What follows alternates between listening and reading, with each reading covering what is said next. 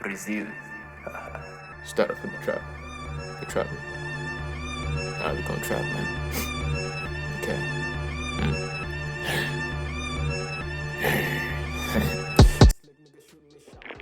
I do not need to adjust. It is going quite well so far. Hello YouTube, my name is Riz Ill and I'd like to welcome you back to my channel. And today, we are going to be doing another first time reaction. I presume and I think I am right in terms of this is going to be of the punk rock nature. It was suggested by one of our very dedicated subscribers, etc, etc. Really gives great suggestions, has given great suggestions so far. Viracocha, thank you for your suggestion, bro. And this one is titled The Cranberries Zombie. It's gonna be my first time reaction to this band. My first time reacting to this band. And man, these suggestions haven't let me down yet, to tell you the truth, guys. Like I'm expecting big things, man. So far I've discovered songs that I knew already, that I didn't know like their names, and I've discovered new really dope and introspective and really like fire songs. So expecting big things. Let's get to it.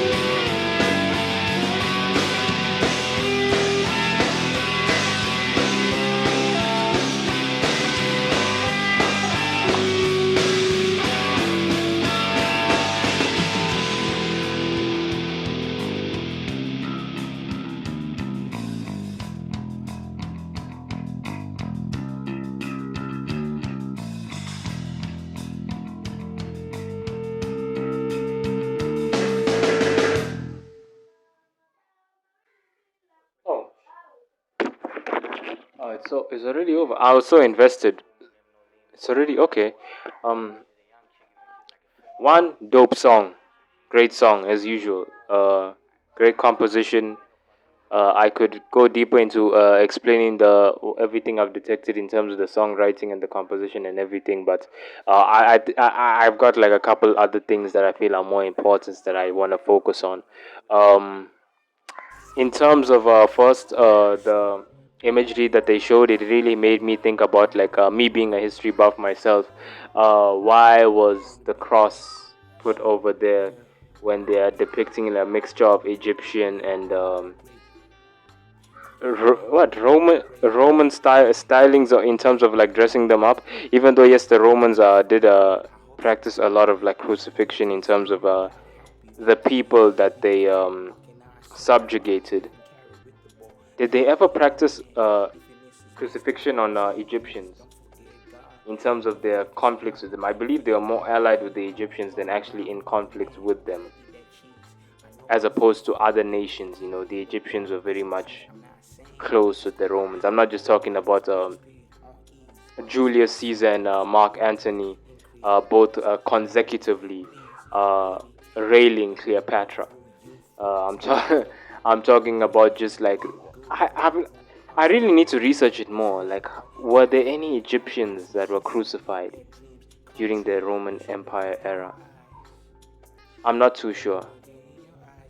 I'm not too sure. But in terms of on top of that, in terms of what you call what else they were showing in this video, it made me even want to ask this question. In terms of people who know this, what is the history of the IRA and their fight against the United Kingdom and wanting a free Ireland? And by free Ireland, I don't know whether it's Northern Ireland or the Republic of Ireland, because I believe there's a Northern Ireland and a Republic of Ireland, or maybe there's a Southern Ireland, but I don't think there's a Southern Ireland, because last time I compared it, it's not like North Korea and South Korea. It's like Northern Ireland and then the Republic of Ireland. Now, I don't even like, I've even forgotten which part of Ireland is still under the United Kingdom, but I do know that there's the IRA, the Irish, I don't know, Republic or Revolutionary Association, something like that. They've been fighting against the UK for years in terms of even like terrorist acts of some nature, in terms of fighting for a free Ireland independence from the UK itself. You know, which is I don't really know anything about that. So I'm just like kind of asking, is this song in reference to it? Because I believe it was, because there's multiple depictions of the IRA, and I believe they're talking about that stuff too.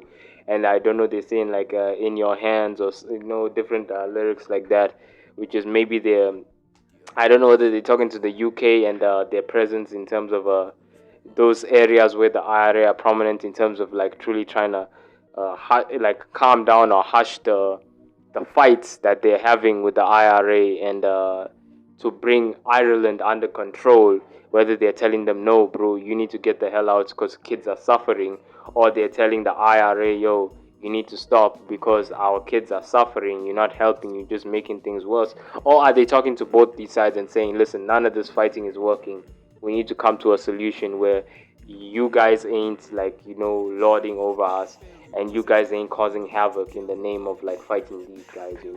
I really need a further explanation in terms of that particular subject, because I've never really looked into it. I've just seen multiple references to it, and I've seen like multiple depictions of it in terms of movies, but I've never really honestly been interested enough to look into it. You know what I'm saying? Because it always seemed so small to me compared to all the other like different disputes around the world, in terms of different little nations or whatever fighting against the bigger nation in terms of independence. I mean, shit, look at what Ukraine is experiencing right now with Russia, man. Like, Putin has officially started talks of a nuclear level, in terms of like, it's like he's sick and tired of the US like slowly creeping in inch by inch, or mile by mile, into like helping in the fight against Russia, that he's even talking about just nuclear strikes.